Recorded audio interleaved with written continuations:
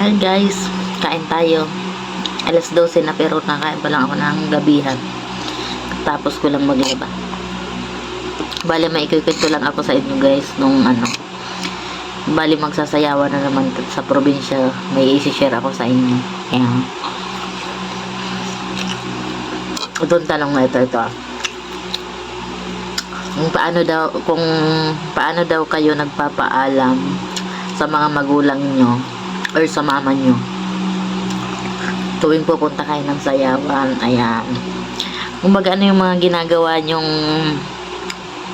mga pakulo para pumayag yung mama nyo, syempre yung mga magulang nyo, kung sino mang kasama nyo sa bahay. Ayan, bali ako noon, naalala ko lang guys, mula ka sa April, pag pumasok yung April, aba, sunod-sunod na yung sayawan yan. Bali, yan, every 2 days, sunod-sunod yan, pareho yan may sayawan, gabi-gabi, tapos iba-ibang probinsya.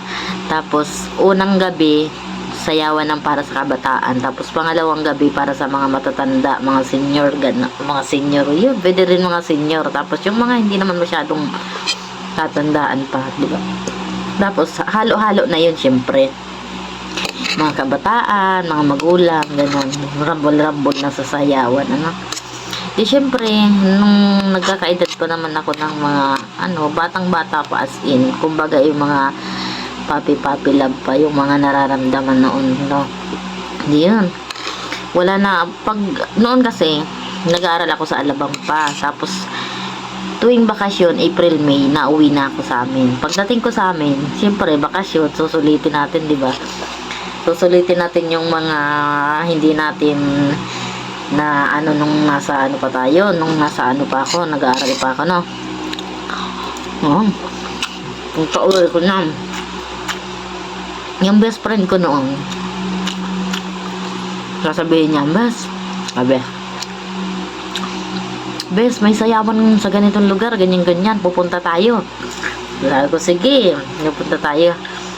Ako lang, sige lang ng sige. Tapos, syempre, si mama, nagbakasyon ako. Ang gusto niyang sabihin, pag nagbakasyon ako, tutulong sa mga gawaing bahay, tapos sa mga kapatid, ayan. Syempre, nagbakasyon ka nga para makatulong, diba? Yun yung gusto nila. Gusto niya. Sige. Sabi ko noon, hala, bali yung mga panahon kasi na yun guys, nakakailang sayawan na kami, sunod-sunod na, wala na kaming pahinga, wala na kaming tigil sa bahay. Bawat sayawan na lugar, pupuntahan namin sa mga barangay, punta lang kami ng punta. Siyempre, dalaga ko diba? Tapos ng mga panahon na yun, may jowa-jowa pa kami ng best friend ko, ayun. Talagang yung lugar na yun na pupuntahan namin, nandun yung mga jowa-jowa namin, papi love. Di, syempre, hindi namin papalampasin yun, Tatawa na ako. Di, yun, sunod-sunod na. Nung paalam na ako sa mama ko, ito na, Nagpaalam na ako sa mama ko, na sabi ko, ma, pupunta kami sa sayawan, sa ganito, ganyan, na lugar.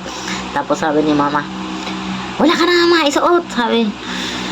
Hindi ka na naglalaba, hindi ka na natigil dito sa bahay. Mula pagka-uwi mo, hindi mo na ako natulungan dito. Sabi, kaya ka nga umuwi dito, kaya ka nagbakasyon, kaya kita pinagbakasyon. Dahil ganito, ganyan, tutulungan mo ko. Yun. Siyempre ako nung patay Malaysia Siyempre, sayawan yun. Tapos nandun yung jowa-jowa. Papalampasin ba? Diba hindi? Nung panahon na yun guys, ang damit ko, isang piraso na lang. Yun ay pinahiram pa ng best friend ko. Pinahiram pa yun ng best friend ko sa akin para lang may mahal-suot ako, Hindi yun. Nakahangir-hangir na, Siyempre, tinabi-tabi ko na at ready na nga, diba? Para pagligo ko, kukunin ko na lang. Tapos gora na, Aba, nung panahon na yun na nagpapaalam ako, ang mama ko naglalabas sa loob ng bahay. Kasi noon malayo talaga ang labahan namin. Nasa gripo, minsan nawawalan din ng tubig pag ganitong summer. Tapos nadayo pa ng sapa para lang makapagbanlaw. Di siya, yung nagpapaalam nga ako, nasa loob siya ng bahay, naglalabas siya, doon siya nagsasabon. Tapos dadalhin niya na lang yun sa sapa o kung sa gripo man, kung babanlawan na. Tapos nakita-kita ko ba naman yung nakahanger kong damit, inilagay niya doon sa inilagay niya doon sa panggalang pinaglalaban niya. Talagang paiyak na ako noon. Paiyak na talaga ako.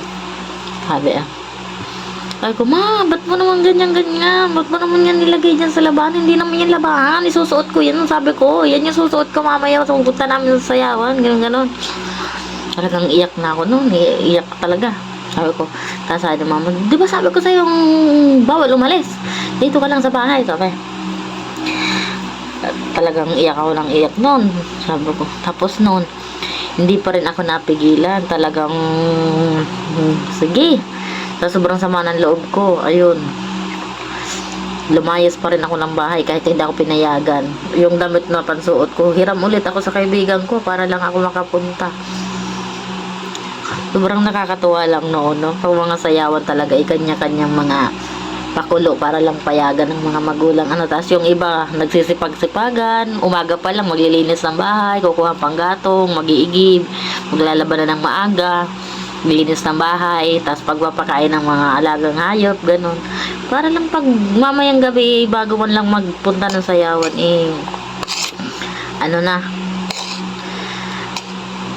areglado na lahat, diba? Mga kanya-kanyang lang yan.